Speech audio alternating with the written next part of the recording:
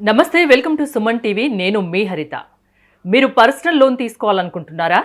అయితే మీ అర్హతను బట్టి ఆ లోన్ మేము ఇప్పిస్తామంటున్నారు డిఎంఎస్ అసోసియేట్స్.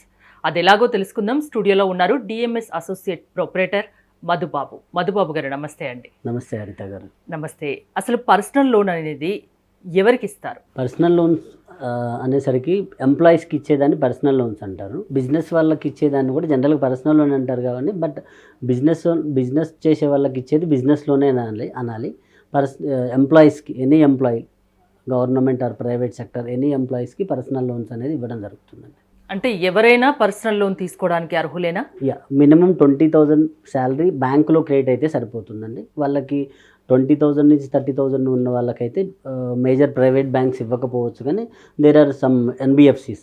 సో ఆ ఎన్బిఎఫ్సిస్లో nominal amount 2 to 3 lakhs or up to 4 lakhs వరకు మనం మ్యాక్సిమం ఫండింగ్ చేయించవచ్చు. 30,000 అబోవ్ శాలరీ ఉంది అంటే మనం నేషనలైజ్ బ్యాంక్స్ ఇస్తారు, and private sector banks HDFC, ICICI, Axis, IDFC, ఇలాంటి అన్ని బ్యాంక్స్లో మనం చేయించుకోవచ్చు. పర్సనల్ లోన్ అనేది ఎంతవరకు తీసుకోవచ్చు? బ్యాంక్స్ ఎంతవరకు ఇస్తాయి అమౌంట్?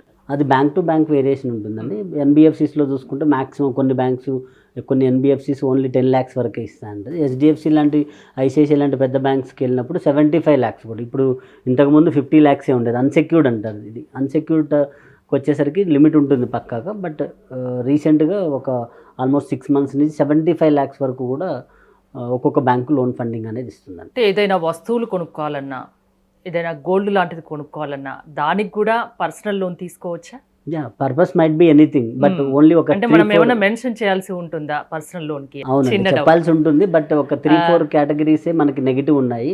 అది షేర్ మార్కెట్లో షేర్స్ పర్చేజ్ చేస్తాను, లేకపోతే ల్యాండ్ పర్చేజ్ చేస్తాను, గోల్డ్ పర్చేజ్ చేస్తాను, నాకున్న అప్పులు కట్టుకుంటాను అని ఈ ఒక 3-4 పారామీటర్స్లో తప్ప మిగిలిన అన్ని క్రైటీరియాలో లోన్ అనేది ఇస్తారు. ఆ 4 reasons చెప్పకుండా ఉంటే సరిపోతుంది. యాజ్ యూజువల్గా పర్సనల్ యూజ్ అని చెప్తారు జనరల్. పర్సనల్ లోన్ అంటే అది కూడా ఒక రీజనే కాబట్టి పర్సనల్ యూజ్ కండి, నాకు వేరే అవసరాలు ఉన్నాయని చెప్పుకొని తీసుకుంటారు ఇన్ జనరల్గా ఏ కస్టమర్ అయితే. జనరల్గా పర్సనల్ లోన్ ఇంట్రెస్ట్ ఎలా ఉంటుంది? అది బ్యాంక్ టు బ్యాంక్ లైక్ 10.5 నుంచి స్టార్ట్ అవుతుందండి ఇంట్రెస్ట్ రేట్ అనేది. మనం ఎన్బిఎఫ్సిస్కి వెళ్తే చిన్న ఎన్బిఎఫ్సిస్ ఇప్పుడు ఆల్మోస్ట్ లోన్ యాప్స్ వచ్చాయి కదండి. చాలామందిని ఇబ్బంది పెడుతూ, ఇప్పుడు చాలామంది స్టూడెంట్స్ కూడా ఈవెన్ లోన్ యాప్లలో లోన్ తీసుకొని ఇబ్బంది పడుతున్నారు. అలాంటి ఎన్బిఎఫ్సిస్కి వెళ్తే 35%, 40% కూడా ఉన్నాయి. సో మేము చేసే బ్యాంక్స్లో అయితే అప్ టు మ్యాక్స్ 19-20% ఉంటుంది. ప్రాసెసింగ్ ఎలా ఉంటుంది? ప్రాసెసింగ్ ఛార్జెస్ ఎలా ఉంటాయి? తీసుకునే లోన్ అమౌంట్ని బేస్ చేసుకొని ఆర్ క్లయింట్ ప్రొఫైల్ బేస్ చేసుకొని. ఎక్కువ శాలరీ ఉందనుకోండి, రీపేమెంట్ కెపాసిటీ అనేది ఈజీగా ఉంటుంది, రీపేమెంట్ కూడా బ్యాంకుకి ఈజీగా వస్తుంది అని రేట్ ఆఫ్ ఇంట్రెస్ట్ కానీ ప్రాసెసింగ్ ఛార్జెస్ కానీ చాలా తక్కువ ఉంటుంది. సో అలా 5,000 నామినల్ ప్రాసెసింగ్ ఛార్జెస్ అనుకోవచ్చు. ఓవరాల్ లోన్ అమౌంట్ బేస్ చేసుకుని 5,000 నుంచి 10,000 లోపే ఉంటుంది. లేదు పర్సంటేజ్ వైజ్ చూసుకుంటే 0.5 నుంచి స్టార్ట్ అయితే 2% వరకు ప్రాసెసింగ్ ఛార్జెస్ ఉంటుంది. అంటే మన సాలరీని బట్టి పర్సనల్ లోన్ అమౌంట్ అనేది డిపెండ్ అయి ఉంటుందా? ఎగ్జాక్ట్లీ అండి. నెట్ శాలరీ ఏదైతే అకౌంట్లో క్రియేట్ అవుతుందో అది into 20 times or 25 times or 30 times అనేది ఉంటుంది. ఈ రెండు అంటే ఆల్రెడీ ఉన్న లోన్స్ తీసేసి రిమైనింగ్ శాలరీ ఇంటూ ఆ మల్టిప్లయర్ అనేది అప్లికబుల్ అవుతుంది. సో ఐదర్ కొన్ని బ్యాంక్స్ ఈ ఫార్ములా, మల్టిప్లయర్ ఫార్ములా, కొన్ని బ్యాంక్స్ ఫైర్ ఫార్ములా, ఈ విధంగా ఫాలో అవుతాయి. ఇక్కడ చిన్న డౌట్, ఇప్పుడు నేను హోమ్ లోన్ తీసుకున్నాను, ఇంకా పర్సనల్ లోన్ తీసుకోవాలి అంటే నాకు ఇస్తాయా బ్యాంక్స్? అదే మీ salary for example 1 lakh salary ఉందనుకుందాం.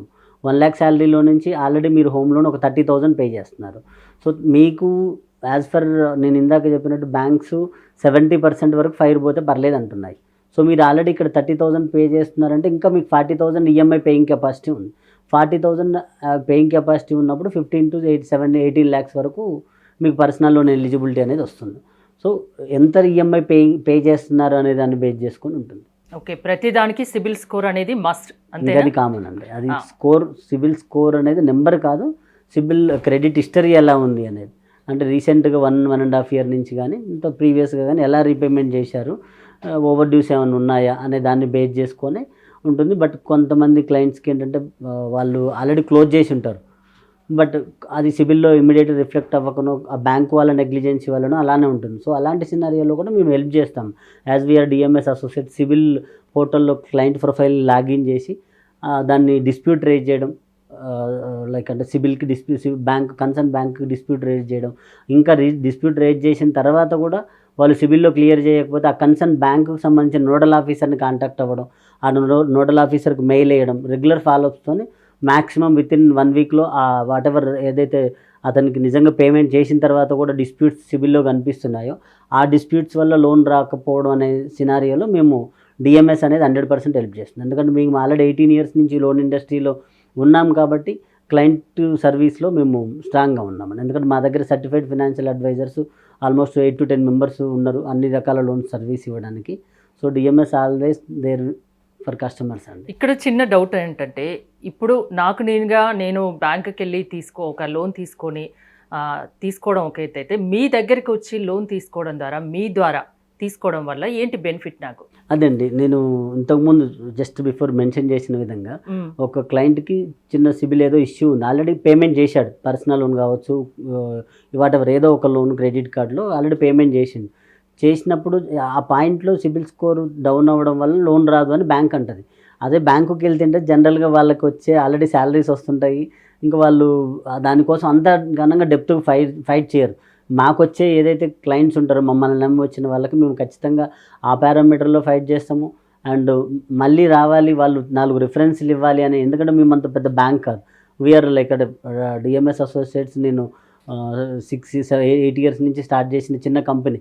సో మేము ఆ కస్టమర్కి రేట్ ఆఫ్ ఇంట్రెస్ట్ తగ్గించడం కోసం, ప్రాసెసింగ్ ఫీ తగ్గించడం కోసం ఏ లెవెల్లో అయినా, అది జోనల్ లెవెల్లో కావచ్చు, రీజనల్ లెవెల్లో కావచ్చు, ఆ మేనేజర్స్ని రిక్వెస్ట్ చేసుకొని మ్యాక్సిమం బ్యాంకుతో కాంపిటేటివ్గా ఇంకా బ్యాంక్ కంటే 0.5%, 1% తక్కువ ఇప్పించడానికి మేము ట్రై చేస్తాం. అంటే కస్టమర్కి వీలైనంతగా లాభం చేకూర్చే విధంగా 100% డిఎంఎస్ అసోసియేట్స్ ప్రయత్నిస్తారు. 100% in terms of loan amount ఎక్కువ కావాలి అన్న సినారియోలో కూడా, ఫర్ ఎగ్జాంపుల్ ఒక క్లయింట్కి 1 lakh శాలరీ ఉందనుకోండి, మ్యాక్సిమం మల్టీప్లేయర్ బేస్ మీద చూసుకుంటే 30 lakhs వస్తుంది. శాలరీ ఇంటూ ఇందాక చెప్పారు 30 times లోన్ ఇస్తుందండి.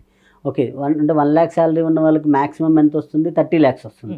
అక్కడ ఫైర్ కట్ ఆఫ్ అవ్వట్లేదు. 75% ఆఫ్ ది శాలరీనే ఈఎంఐలకు పోవాలి అన్న క్లాజ్లో 75,000 ఈఎంఐ అవ్వట్లేదు 30 lakhs ఇచ్చినా కానీ. సో అలాంటి సినారియోలో 2 banksలో తీసుకోవచ్చు, 3 banksలో కూడా తీసుకోవచ్చు.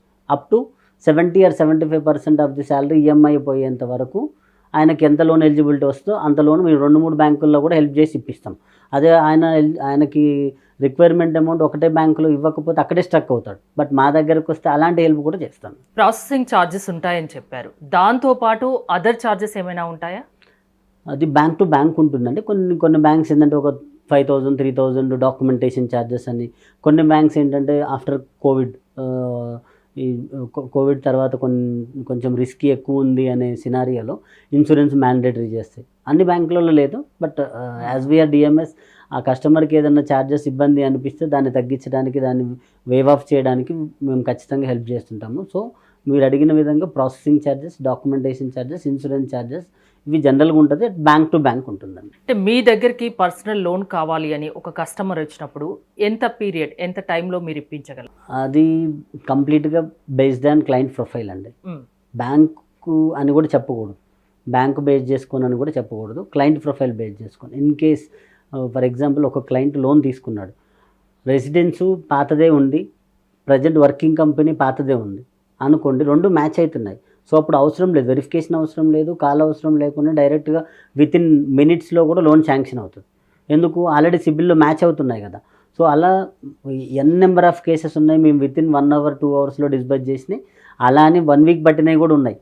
సో క్లయింట్ ప్రొఫైల్ బేస్ చేసుకొని యావరేజ్ పర్సనల్ లోన్ డ్యూరేషన్ వచ్చేసి 3 working days అయితే 2 to 3 working days అని చెప్పుకోవచ్చు. సో లోన్స్ కోసం బయట ఎక్కడెక్కడ తిరిగి ఇబ్బందులు పడనవసరం లేదు, డిఎంఎస్ అసోసియేట్స్కి వస్తే ఆ పని మీరు చేసి పెడతారు, అంతేనా? షూర్ అండి, థ్యాంక్ యూ మధు గారు. అని చెప్పుకోగలం. మీరు లోన్ తీసుకోవాలి అనుకుంటే డిఎంఎస్ అసోసియేట్ను సంప్రదించాలి అనుకుంటే స్క్రీన్ పై స్క్రోల్ అవుతున్న నెంబర్స్కి కాల్ చేసి కాంటాక్ట్ అవ్వచ్చు. చూస్తూనే ఉండండి సుమన్ టీవీ.